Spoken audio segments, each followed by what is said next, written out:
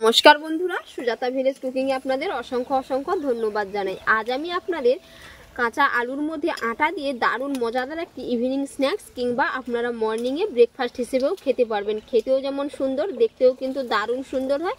সাথে আপনারা মাত্র 10 মিনিটেই এই নাস্তাটি বানিয়ে নিতে পারবেন। সাথে চ্যানেলে যদি নতুন বন্ধু হয়ে থাকেন অবশ্যই চ্যানেলটিকে সাবস্ক্রাইব করে নেওয়ার অনুরোধ থাকলো এবং পুরো রেসিপি দেখার জন্যও আপনাদের অনুরোধ থাকলো। এই যে কত সুন্দর হয়েছে, দেখে নিশ্চয়ই বুঝতে পেরেছেন, যেমনই মুচমুচে তেমনই টেস্টি।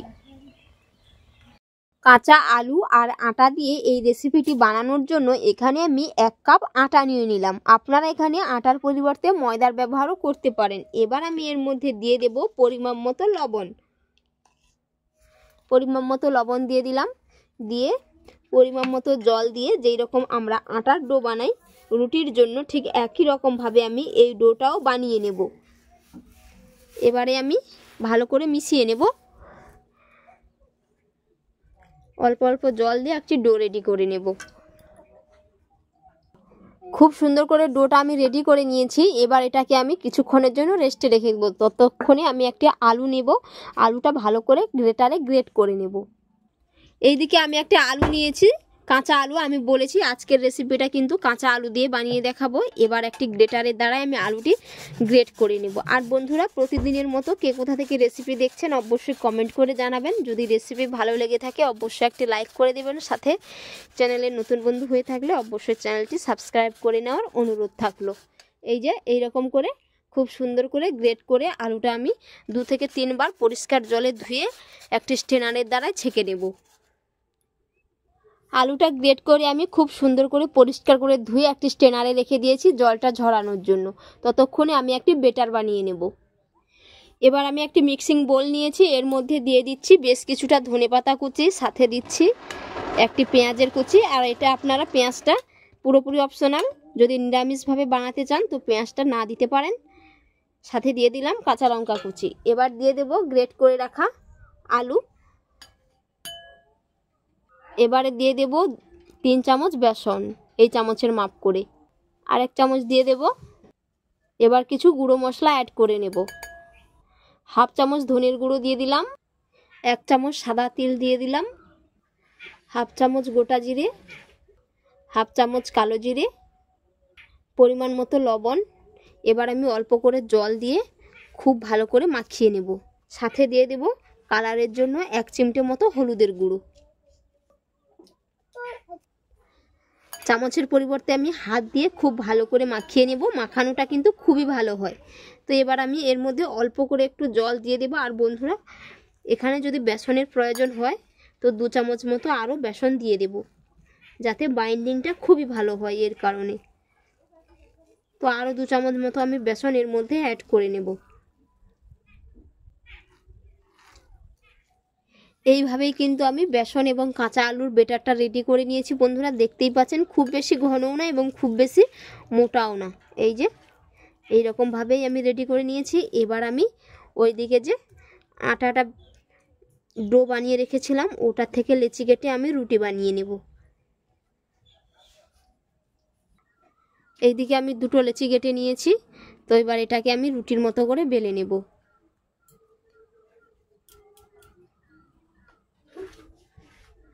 অল্প করে একটু আটা ছিটিয়ে নিয়েছি। এবার আমি বেলে নেব, যেরকম আমরা রুটি বানাই ঠিক একই রকম ভাবে। এই যে খুব সুন্দর করে বেলে নিয়েছি। আর থিকনেসটা কেমন হয়েছে দেখে নিশ্চয়ই বুঝতে পেরেছেন। এবারও আর একটি আমি ঠিক একই রকম ভাবে বেলে নেব। খুব সুন্দর করে 2টো রুটি আমি বানিয়ে নিয়েছি। এবার আমি কড়াইতে এপিঠ ওপিঠ দুপিঠ একটু হালকা করে সেঁকে নেব। আপনারা চাইলে তাওয়াতেও সেঁকে নিতে পারেন। এক পিঠ হয়ে গেছে, আর এক পিঠ আমি উল্টে নেব। তো বন্ধুরা, এরকম উল্টে পাল্টে খুব সুন্দর করে কিন্তু সেঁকে নেব এরকম। এবার আমি তুলে নেব, এর থেকে বেশি করে ভাজবো না। এটাই ঠিক একেবারেই পারফেক্ট হয়েছে। এই যে আর একটাও ঠিক একই রকম ভাবে বানিয়ে নেব। তো বন্ধুরা, ভেজে নিয়েছি। এবার আমি এটাকে ছুরি দিয়ে কেটে নেব। আপনাদের কাছে যদি পিজা কাটার থাকে তাতেও আপনারা কেটে নিতে পারেন, খুব সুন্দর হয় কাটা। এটাকে এরকমভাবে দুটো ভাগ করে নেব। এরকমভাবে আমি শেপ দিয়ে দিচ্ছি। আপনারা চাইলে বড় করেও রাখতে পারেন।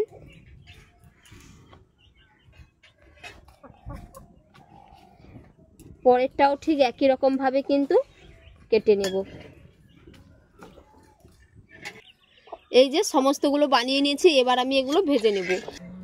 তো এইদিকে কড়াইয়ের মধ্যে তেল দিয়ে তেলটা খুব সুন্দর গরম হয়ে গেছে। এবার আমি এটাকে এরকম খুব ভালো করে কোট করে নেব। রুটিটা বেটারের মধ্যে কোট করে নিয়েছি। এবার আমি এটা তেলের মধ্যে দিয়ে দেব। এরকম করে এক এক দিয়ে খুব ভালো করে ভেজে তুলে নেব।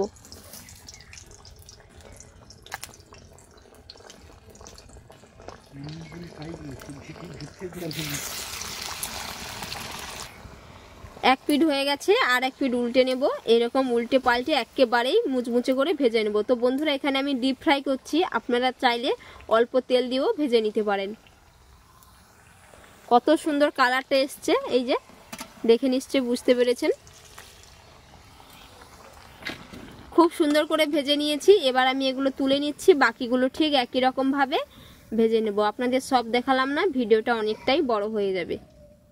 কত সুন্দর হয়েছে, এই যে সমস্তগুলো বানিয়ে নিয়েছি। আর বন্ধুরা, কত সুন্দর হয়েছে দেখে নিশ্চয়ই বুঝতে পেরেছেন। দারুণ মুচমুচে হয়েছে। এই যে